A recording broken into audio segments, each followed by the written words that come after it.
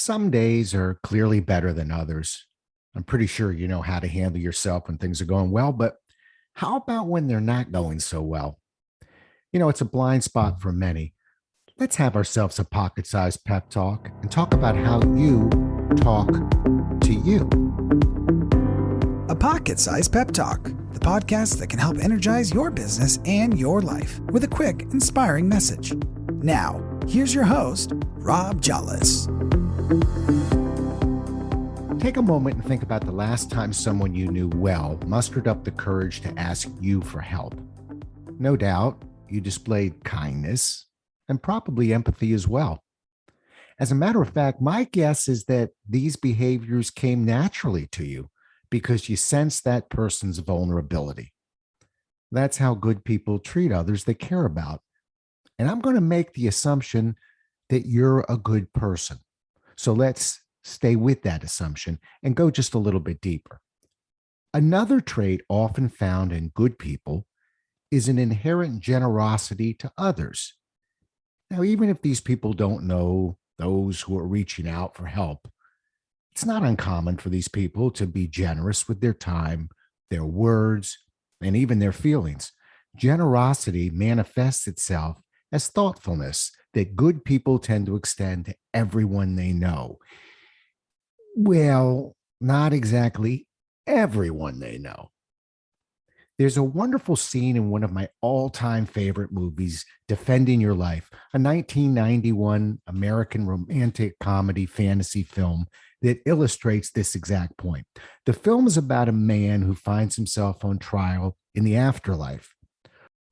Written, directed, and starring Albert Brooks, there's an exchange between Daniel Miller, the person on trial in the afterlife, and his defense attorney, Bob Diamond.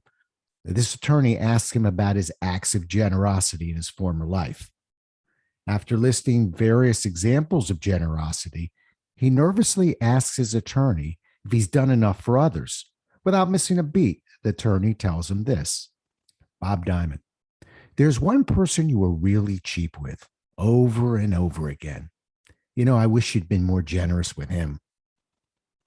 Daniel Miller, who? Bob Diamond, you. Sometimes it seems we have the most difficulty being generous to ourselves. There's so much we're happy to do for everyone else but ourselves. For instance, when we talk to those who are struggling, we tend to increase our level of compassion. When it's us who are struggling, we tend to increase our level of disappointment. When we provide actual feedback about how to improve to those we care about, we tend to balance that feedback. And we do this to spare the other person's feelings and because it provides our best opportunity to create progress.